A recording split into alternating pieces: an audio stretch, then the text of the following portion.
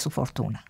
Cicerón contribuyó en la evolución del sistema jurídico. A partir de entonces, los jurados solo tendrían 1/3 de senadores, 1/3 de tribunos del tesoro y 1/3 de caballeros. Finalmente, Cicerón habría trabajado contra el Senado, a pesar de ser parte de él. Lo nombran edil, es una etapa de primera importancia en su recorrido hacia el consulado. En el Senado ya no se queda callado, opina, lo consultan, tiene una gran visibilidad. Los ediles tienen atribuciones de policía general, cuidan el mantenimiento del orden, controlan los mercados, controlan el abastecimiento de la ciudad en cereales. Tanto ellos como los magistrados deben organizar los juegos.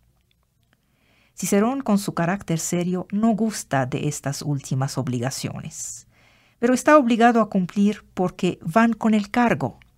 En 66 lo eligen pretor. Esta magistratura es esencialmente judicial. Es algo así como el procurador de la República. En este momento entra en escena un hombre siniestro, Catilina, contra quien Cicerón tuvo que librar una de sus batallas más rudas. Y en ella se opone a unos extremistas de origen noble, pero a que actúan políticamente en los populares. Cicerón tiene la confianza unánime de sus conciudadanos. Su posición es una protesta contra los aventureros. Pero pobre Cicerón, sobreestima la conciencia ciudadana. Piensa que la actitud del pueblo era un plebiscito hacia su política, cuando solo era el rechazo de los desórdenes que fomentaban los populares. Era más un repliegue sobre una seguridad ya ilusoria, ya pasada, que una manifestación positiva de adhesión política. En el año 63 ocurre en Roma la conjura de Catilina. Es una verdadera novela policíaca de la antigüedad. Catilina está derrotado por Cicerón en las elecciones. Forma una conjura heteróclita, juntando a todos aquellos que tenían algo que reprocharle al orden establecido. Ya sabemos que estos son muchos. Unos cómplices preparan la sublevación de las provincias. Un hombre de primera importancia en la República, Crasos, había apoyado hasta entonces a Catilina. Cuando sabe del complot, se niega a patrocinar esta conjura que había crecido demasiado y entrega a Cicerón las pruebas escritas de la conjura. En ellas se advierte de los problemas graves que se preparan. Entonces Cicerón convoca al Senado y desvela todo el asunto. Se trataba de una tentativa de golpe de Estado. Catilina decide hacerlo asesinar, no lo logra. Catilina huye de Roma, pero sus cómplices están decididos a seguir con la insurrección. Todo el mundo hablaba de esto en Roma, nadie hablaba de otra cosa. Cicerón vacila en condenarlos a muerte, porque esta condena es contraria a las garantías ciudadanas. En cada paso Cicerón nos da una lección para hoy. ¿Qué? El papel del servicio público, él responde. El papel de la moral, él responde. El papel de la ley responde. Ahora, el asunto de la pena de muerte, él responde. La mayoría de los senadores vota la muerte. Había un hombre llamado Catón, considerado como conciencia de la República. Catón interviene, da su aprobación y la ejecución de los golpistas ocurre. Cicerón anuncia la muerte de los golpistas a la masa reunida en el foro, con esta concisión que permite la lengua latina. Dice, han vivido, vixerunt. Roma lo aclama, pero él sabe que ha suscitado odios definitivos. Tratan de enfrentarlo con Pompeo. Entonces Cicerón, en la cumbre de su posición, empieza a cometer errores. Cicerón escribe una carta a Pompeo proponiéndole una alianza. Y Pompeo se irrita de que un hombre nuevo se atreva a ponerse a su nivel, el divino Pompeo. Desea estar solo sin tener que compartir el poder con un consejero. El asunto Catilina es el momento simbólico en el cual todo es aún posible para la República. Catilina no es más que un golpista. Por supuesto que tiene razón en subrayar los abusos de los corruptos, pero a la vez sus provocaciones se parecen a las bravuconadas pseudo-ideológicas de un aprendiz dictador. El fenómeno Catilina es el síntoma de la crisis que atraviesa la sociedad romana. Cicerón rechaza la aventura. Sabe que aquellos que quieren revolucionar el mundo solo desean en realidad un cambio de poderosos. Los primeros serán los últimos y viceversa. Este es el sentido original y etimológico de la palabra revolución. Cicerón no era rico. Era de esos que llamaban homo novus, un hombre nuevo. Y su estatuto de homo novus le sigue causando daño, no tiene apoyos seguros. Los reaccionarios lo desprecian, los revolucionarios lo detestan. Pronto descubrirá que la toga del abogado solo sirve si la sostiene la fuerza. En esta república en decadencia, había 3 hombres que entendieron que podían aprovechar la decadencia de la república para golpearla: César, Pompeo y Craso. Comprenden que les es más fácil, para acabar con una república decadente, unirse en lugar de enfrentarse. Entonces forman un triunvirato. Estamos en el año 60. Cicerón se siente cada vez más aislado. Está haciendo un combate de retaguardia, está defendiendo a la República, no está con los aires del tiempo. Las amenazas se hacen cada vez más precisas. Leo, escuchen. Tengo un profundo asco por la vida. Feliz fue Catulo, quien murió a tiempo después de una vida llena de brío. Su tono es desesperado. Los hombres se estaban transformando en bestias. La atmósfera en Roma es pesada. En una de sus cartas leemos: si tengo cosas que decirte, las cubriré con el velo de la alegoría. Cicerón jamás olvida que es y seguirá siendo un gran intelectual. Escribe: la República está muriendo. Todo el mundo critica lo que ha sido hecho. Todo el mundo se queja, habla de ello abiertamente, gime a voz alta. Sin embargo, no aportan ningún remedio. No creo que las cosas se puedan resolver sin matanza. Solo habrá un término a nuestros abandonos en la liquidación final. ¿Cómo reconozco este tono? En apariencia, Cicerón está establecido en su entera dignidad de personaje consular.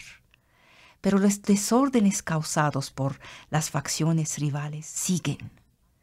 Cicerón no se reconoce vencido.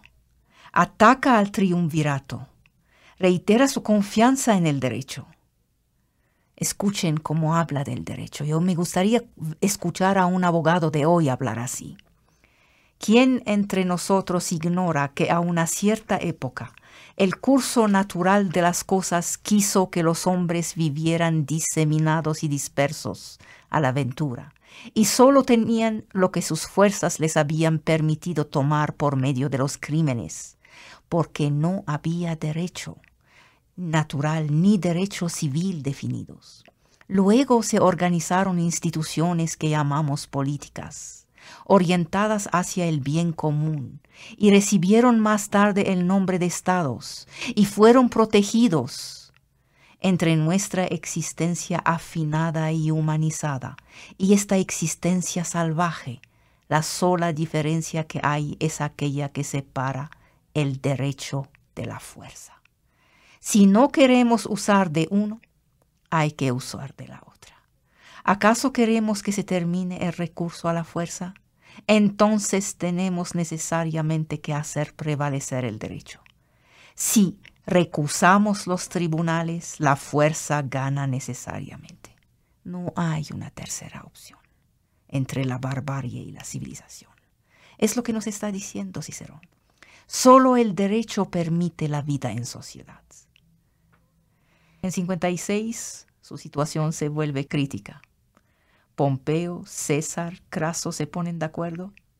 Pompeo advierte al hermano de Marco Tulio, Cicerón, que su hermano debe portarse bien. Entonces Cicerón entiende que esto es una amenaza. Se condena a él mismo al ocium. Emprende entonces en este ocio su gran obra filosófica. Escribe: adiós a la derechura, al honor, a las bellas máximas. Hay un fin para todo, lo sé, he sido un tonto. Ha llegado el tiempo en que, a falta de otros amigos, debo amarme un poco a mí mismo.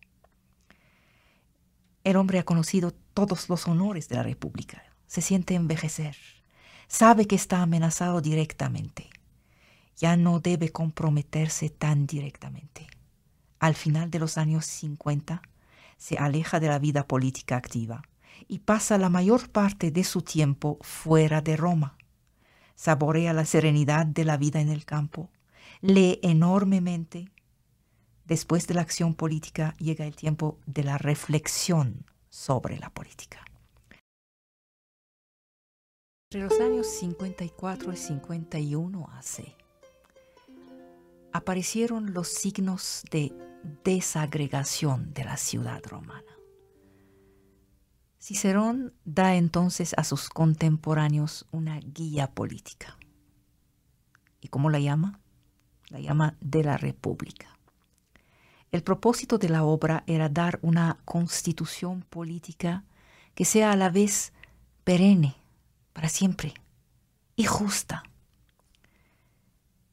Hay un historiador griego que ha sido exiliado en Roma.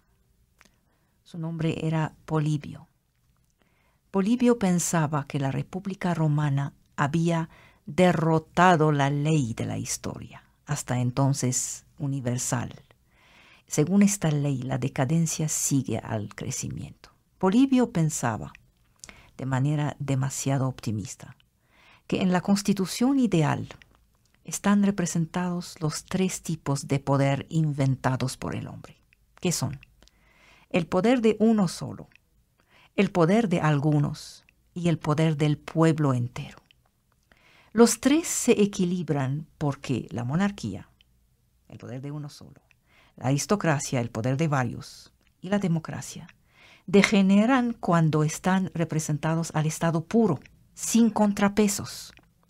La monarquía se vuelve tiranía, la aristocracia forma una casta rígida que defiende a sus privilegios, y la democracia se transforma en lo que Polibio llama oclocracia, es decir, el poder de la masa entregada a los abusos de los demagogos, esclava de sus pasiones.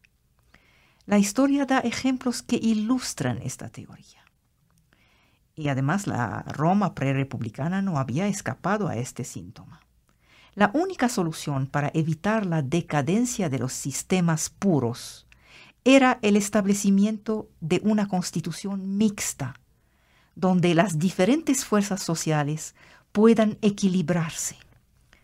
Roma había logrado encontrar este equilibrio, porque conservó en sus instituciones elementos que recuerdan cada sistema. Por ejemplo, de la monarquía había conservado los 2 cónsules, los sucesores de los reyes, pero eran cónsules por un tiempo limitado y además se controlaban uno a otro. Roma había conservado elementos aristocráticos, como el Senado, y elementos democráticos, como las asambleas populares. En su libro De la República, Cicerón se inspira de este análisis de Polibio. En su práctica política siempre trató de respetar este principio de régimen mixto, que es la condición de la concordia y de la estabilidad del Estado. Cicerón insiste sobre una idea. La ciudad puede igualmente desaparecer o sobrevivir o desarrollarse. En esta obra hay diálogos. Saben que esta es la costumbre de la antigüedad. Hay 2 grupos. El de los antiguos notables por un lado y un hombre, Marcus Catón, por el otro. Catón, Cicerón lo utilizó como testigo y actor de la vitalidad y de la apertura de la sociedad política romana. Es el hombre que representa a los hombres nuevos, aquellos que están encargados de empezar un linaje en lugar de seguirlo. Es decir, los que tienen su puesto gracias a sus méritos, no porque son hijos de o porque heredaron de una fortuna. Cicerón admiraba a Catón, se sentía cercano a él, con su actitud a la vez conservadora y abierta. Cicerón muestra que el compromiso político corresponde a una vocación de actuar en la vida pública. Se trata de una virtud práctica. Solo puede concebirse en sus resultados concretos. Nada de yo quise y no quise y mi intención y no sé qué cosa. ¿Cuál es el resultado? El resultado concreto es el buen gobierno de la ciudad. Escribe Cicerón, no basta con poseer la virtud como se conoce a una técnica sin utilizarla. Su aplicación la más alta es el gobierno de la ciudad, en los hechos, no en las palabras. Hay entonces dos categorías de hombres de bien. Los filósofos, por un lado, estos evolucionan en lo abstracto, las ideas. Y por el otro lado, los hombres de Estado, que están confrontados a situaciones históricas concretas y medidas concretas. Y estas confrontaciones se volverán corpus jurídico. Ahí se dibuja, para Cicerón es muy, muy claro, la oposición entre Grecia y Roma, entre el mundo helénico que vio nacer la más alta inteligencia, pero que jamás supo cómo hacer vivir juntos a sus ciudadanos. La gran debilidad de Grecia. Y por el otro lado, una ciudad de campesinos, Roma, para la cual lo importante era el buen entendimiento colectivo, hacer vivir a los habitantes juntos. Y este buen entendimiento debería estar fundado sobre la ley, la benevolencia y las armas. Cicerón toma un personaje histórico que admira mucho, Scipión Emiliano. Hace de él el personaje principal de su diálogo. Scipión es el hombre que ha vencido al poderío cartaginés. Reúne en un solo hombre la eficacia política romana y el brillo intelectual griego, pero tiene conciencia de la urgencia de los tiempos. Hubiera podido ser el hombre providencial que la República necesitaba. Es lo que pensaba Cicerón. Desde el prólogo de la República, Cicerón distingue entre romanos y griegos. A estos, los griegos, la investigación teórica sobre la naturaleza, el cosmos. Teoría significa contemplación. En cambio, Roma no se interesa en el mundo de las ideas. Está instalada en el corazón de la historia. Y el partero de la historia es el orador. Es el primer personaje de la República. Escipión empieza por definir lo que es la República. Voy a leerles lo que dice Cicerón. Es la cosa del pueblo, pero un pueblo no es un conglomerado cualquiera de gente reunida de cualquier manera. Es un conjunto de individuos que se han asociado en virtud de un acuerdo sobre el derecho, juris consenso, y sobre una comunidad de intereses.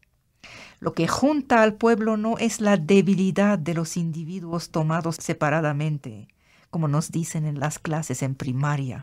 Es porque somos débiles que nos pusimos juntos. No es un reflejo negativo, sino es una toma de conciencia positiva. La reunión de las poblaciones humanas no es un accidente. El grupo está en el origen de la humanidad. Y el pueblo no es cualquier masa. La expresión que usa Cicerón, juris consenso, solo se encuentra en toda la literatura latina en este pasaje. Tradicionalmente traducimos jus por derecho. El jus civile y el jus gentium son el derecho civil y el derecho de la gente. No es el código fijo, es lo que permite agregar a una sociedad. Es un cuerpo vivo donde la gente dialoga en buena inteligencia. La masa se transforma en pueblo únicamente si adquiere el sentimiento de una utilidad común. Cada ciudadano debe reconocer individualmente que tiene interés en agregarse al pueblo, que cada quien encuentre en la organización social razones para perpetuarla. Cuando la comunidad ya no adhiere en su conjunto a la organización social, caemos en la violencia sin reglas, en la guerra de todos contra todos. Hay diferentes formas de organizaciones políticas. Cada una puede ser legítima si se respeta una condición preexistente. La república debe seguir siendo cosa del pueblo, a pesar del momento en que el poder, cualquier poder, ya no se justifica sino por el mantenimiento de su propia existencia y acaba por poner la obligación antes de la persuasión. Entonces, los modelos de organización social pierden su sustancia y degeneran. La monarquía se vuelve tiranía, el reino de los optimates, de los aristócratas, se vuelve oligarquía y la democracia se vuelve oclocracia, como la llamaba Polibio. Es Escipión quien habla. Y para Escipión, la monarquía es teóricamente el mejor de los regímenes, pero solo es legítima en la medida en que el monarca es racional y, por ende, justo. Cuando un rey se pone a ser injusto, dice Escipión, se vuelve un tirano, y este es el peor tipo de gobierno. La monarquía desemboca sobre la peor de las situaciones. Por ello hay que combinar las tres formas.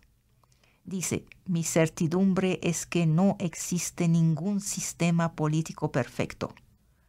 Por ello quiero que haya en el Estado un elemento de los tres. A través de Escipión, Cicerón afirma la necesidad de volver a los hechos históricos concretos. La Constitución romana es la más perfecta en el mundo concreto.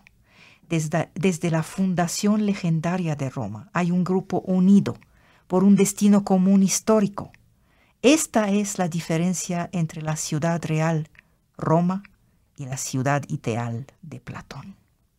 Escribe Cicerón, el príncipe y el mayor de todos los escritores, Platón, se dio rienda suelta para poder construir su república a su antojo. La hizo magnífica quizá, pero sin ninguna relación con la vida y las costumbres de los humanos. Hay que hacer una república sobre un modelo preciso y que tenga relación con la realidad de los humanos. La discusión política debe clavarse en la realidad. En Roma, en relación con la situación anterior, ha habido un progreso decisivo, una toma de conciencia inaudita de los derechos de cada quien en relación con la anarquía anterior. Y la antigüedad ha reconocido unánimemente a Roma este avance. Hay un hombre en el año hacia 148 antes de nuestra era que se llamaba Helius Aristides. Escribió lo siguiente: ni el mar ni la extensión de un continente pueden ser un obstáculo en el ascenso hacia la ciudadanía romana. Ningún hombre digno de poder o de consideración se quedará alejado. Ustedes han hecho que el nombre de Roma ya no fuera el de una ciudad, sino el de un pueblo único. La ciudad es parecida a un mercado común a toda la tierra. A la cabeza de esta constitución mixta que legó Roma a la humanidad hay un ejecutivo fuerte y respetado, porque es justo. Un hombre de Estado parecido a un cornac, es decir, un conductor de elefante, el que cabalga el elefante, escribe Cicerón. El hombre está instalado sobre una bestia monstruosa. Sabe amaestrarla y sabe conducirla. Este hombre se vuelve el mediador con el mundo real. El hombre de Estado es el detentor de todas las virtudes terrestres. Así debería ser. La conclusión de la obra es el famoso sueño de Escipión, que es de inspiración platónica, pero cuyas conclusiones son diferentes. El hombre de Estado para Cicerón, el hombre de Estado ejemplar, actúa a favor de la comunidad de los seres humanos y salva al Estado. Fue un sueño. Sabemos que no salvó al Estado. Sabemos que la República cayó. Estamos en el año 51-50, en los términos de la República.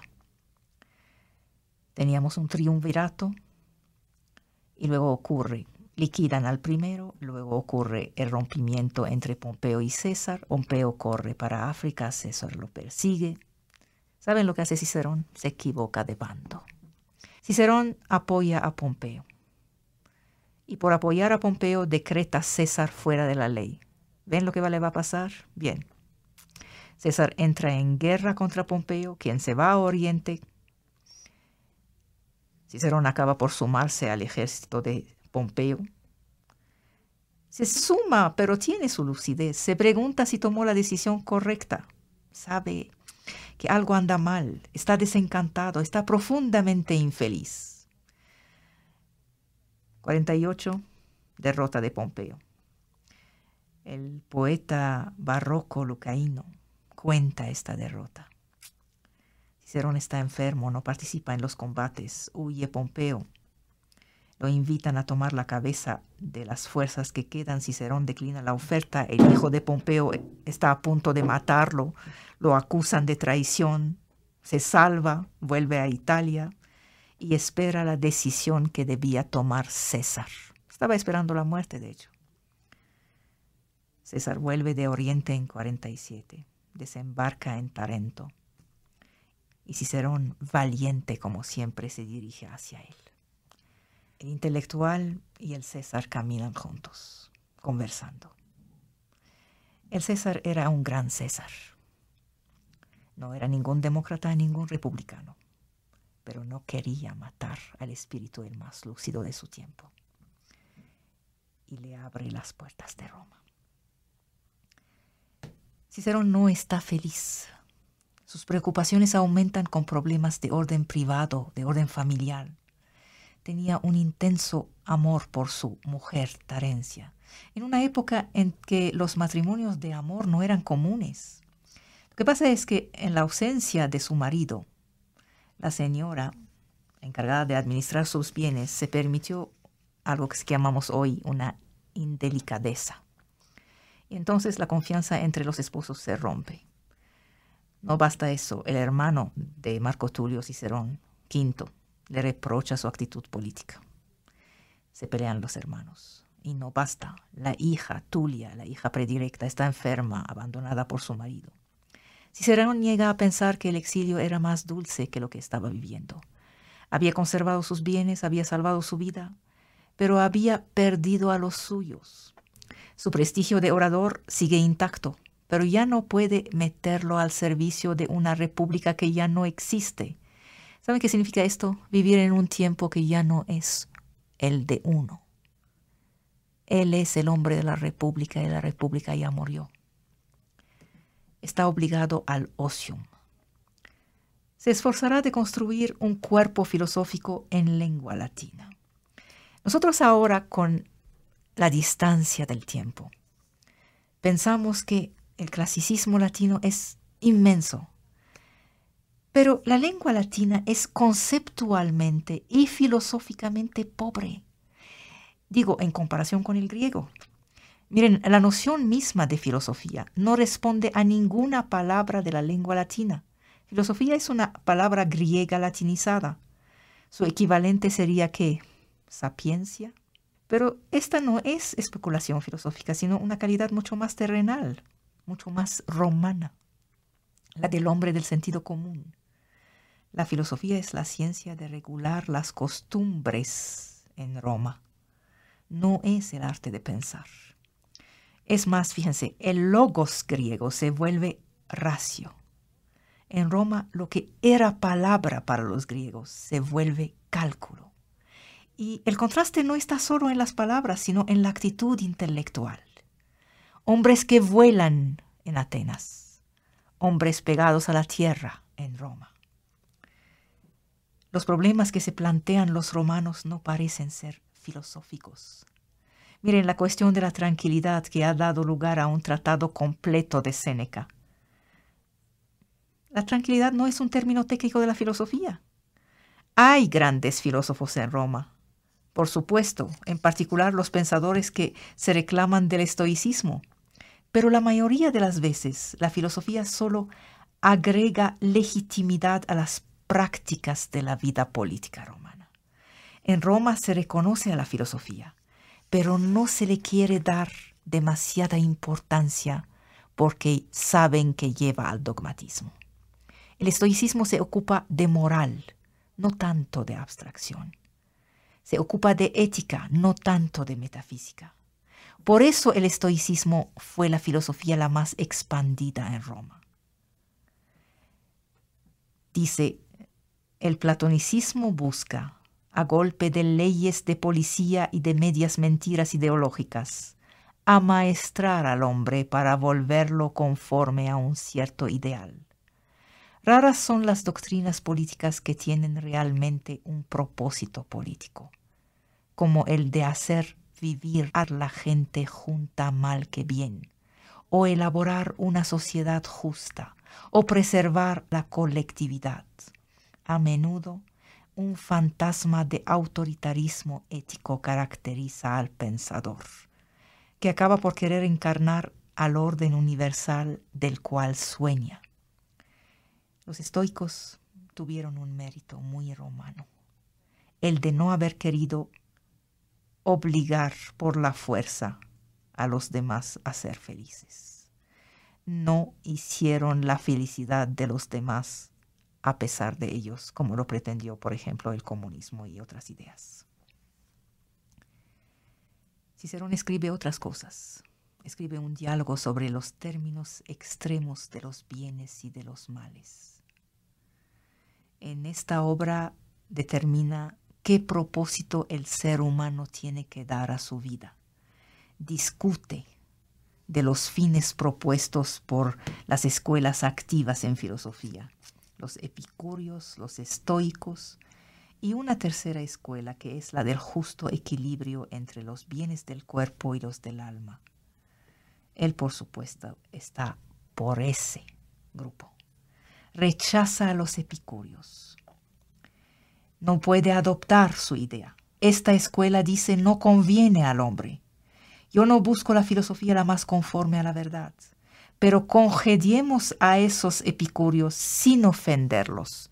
Son gente buena y feliz, porque cree ser feliz, salvo que no es útil para la sociedad. Su doctrina parece ser un lujo egoísta, una ocupación de ricos ociosos. Él quiere algo útil. Tampoco le caen muy bien los estoicos. Dice, en cuanto a los estoicos los alejo porque están en desacuerdo con el gusto popular, por lo que es imposible utilizarlos ante el pueblo. ¿Acaso están equivocados? Poco importa. Si seguimos sus principios, no hay causa que lograremos resolver. Siempre esta utilidad romana, este estar bien con los pies plantados en la tierra. Cicerón sentía algo raro hacia los estoicos, porque el pueblo los consideraba como unos intelectuales en los cuales no se podía tener confianza. Él rechazaba su estilo seco, frío, lógico. Incluso podía considerarlos como representando un peligro para la sociedad, porque decía Cicerón, la sola verdad no basta. El uso de la sola razón puede ser eficaz ante una asamblea ideal compuesta de sabios, pero yo no estoy hablando con sabios. Además, los sabios no necesitan de mis consejos. Yo estoy hablando con la gente común. Y a esta gente común es a quien quiero ayudar. Más o menos, este es la profunda romanidad de un hombre como Cicerón. La virtud es acción. Cicerón jamás ha desarrollado una utopía social. Siempre tuvo en la mente el ejemplo de los demagogos de su tiempo, los gracos. Él acepta la sociedad romana tal y como es, con sus desigualdades, incluso la peor de ellas, la de los hombres libres y de los esclavos. Por supuesto, este hecho choca profundamente con nuestras sensibilidades. Pero hay que recordar que esto era la regla entonces, y que pasó muchísimo tiempo antes de que esta regla se pusiera en cuestión. Cicerón no quería perturbar el orden establecido para llegar a peores injusticias. Pensaba que más valía apostar sobre la bondad natural de los hombres. Yo dudo mucho de esta bondad natural. Él pensaba que la sociedad funciona armoniosamente gracias al hecho que los deberes de cada quien hacia la comunidad no son iguales. Este es un viejo principio heredado de la tradición helénica. Cada quien en su lugar y cada quien hace su trabajo, y del conjunto de esto nace la armonía. La infraestructura última es la justicia. La injusticia comienza en el momento en que se rompe la relación entre lo dicho y lo hecho. Que sea hecho, fiat, lo que ha sido dicho, dictum. La injusticia empieza al no respetar la palabra dada, al atacarse al bien ajeno. La palabra debía ser seguida de actos en consecuencia. En la República, pensaba Cicerón, la palabra es una acción. Él se pregunta, ¿qué hacer, por ejemplo, si al cumplir una promesa dañamos a aquel mismo a quien hemos hecho la promesa? El mal puede venir de un respeto inmoderado de la justicia, sin tener en cuenta las circunstancias reales. Hay un dicho, sumum jus, summa injuria. De la justicia máxima sale una injuria máxima. Dice, hay diversos niveles en la sociedad humana. Existe la sociedad de la misma raza, la misma nación, la misma lengua. Pero la relación, la más íntima, se hace cuando se es de la misma ciudad, es decir, de la misma patria. La relación de la sociedad familiar es estrecha porque se limita a la naturaleza. Nosotros hablamos del principio de la República. Las relaciones trascienden incluso los parentescos. En la cumbre del edificio social existe una última relación que llamaríamos patriotismo. En Roma es el sentido de pertenencia a una comunidad cada vez más amplia. Por la patria, escribe Cicerón, el hombre de bien se puede ofrecer a la muerte. No se trata de la veneración de una idea, no se trata de una abstracción de la banderita de no sé qué, sino la conciencia de que sin esta relación de patria no existiría ni familia, ni amigos, ni seres queridos.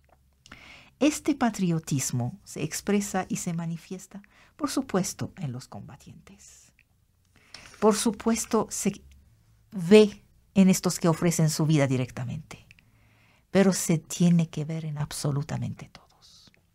Y esa relación está relacionada también con algo esencial que se llama justicia. La justicia es esencial en la República. Escribe, nada puede ser bello si es desprovisto de justicia. Hay que tener presente que toda acción política es concreta. Ahí está la síntesis romana.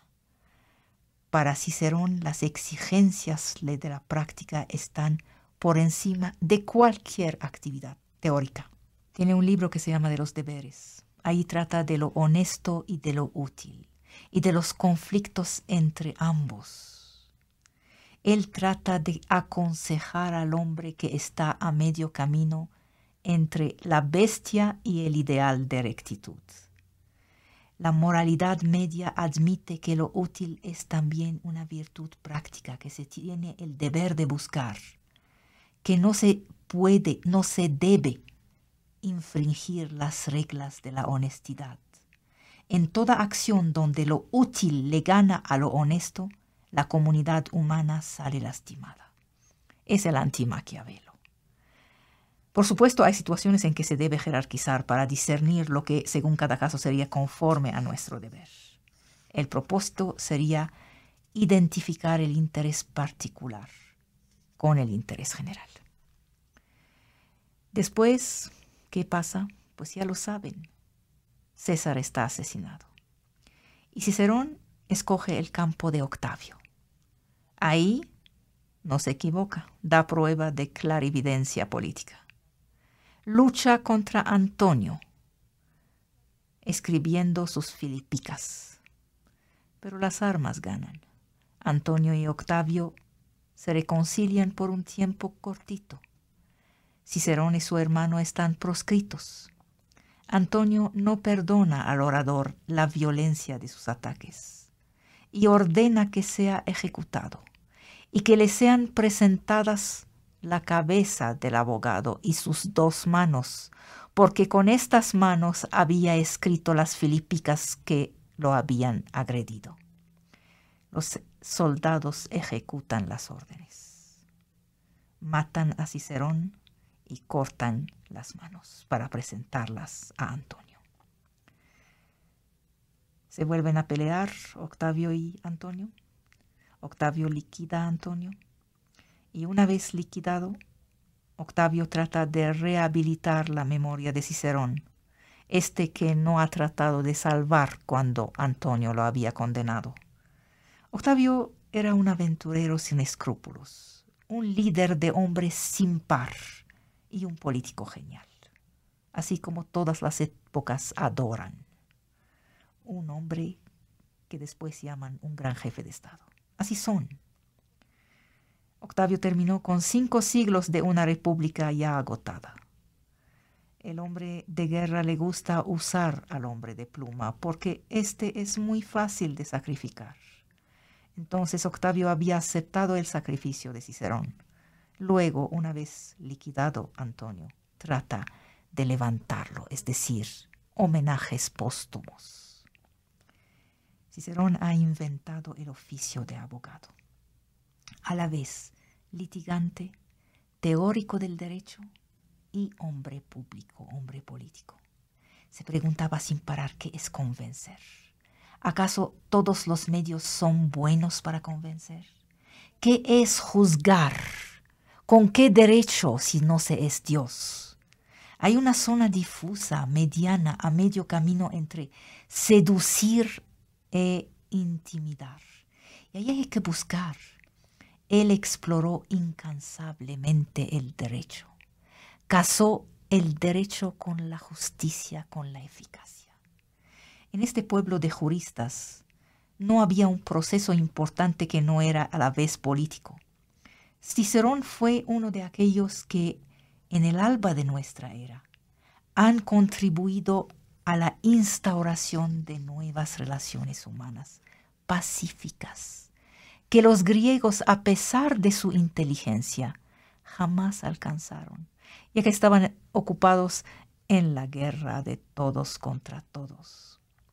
¿Saben qué? Hoy, frente a los desórdenes planetarios de un mundo que se mundializa y la multiplicación de las guerras locales y la persistencia de la zanja entre tierras desarrolladas y tierras que no lo son aún, uno se pregunta si habrá que volver a este imperium regido por leyes que han permitido el florecimiento de una de las raras civilizaciones realmente felices en la historia de la humanidad, todo el tiempo que duró la Pax Romana. Por supuesto que las comparaciones transhistóricas son malas. Por supuesto que la frontera entre nostalgia y reacción es muy tenue y que hay que cuidarse de las nostalgias. Cicerón fue fiel a la opción de la vía mediana.